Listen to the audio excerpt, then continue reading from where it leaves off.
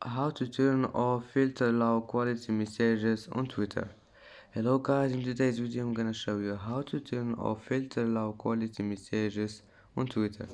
First go to Twitter and then go here and now go down and find this one, settings and privacy, and then click here, privacy and safety, and now you need to find this one, direct messages.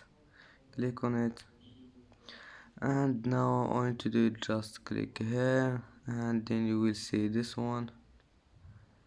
Just turn this one on if you want to see this one, and then just turn it off or turn it on if you want. And that's how to turn off filter low quality messages on Twitter. If you like this video, don't forget like and subscribe, and see you in the next video.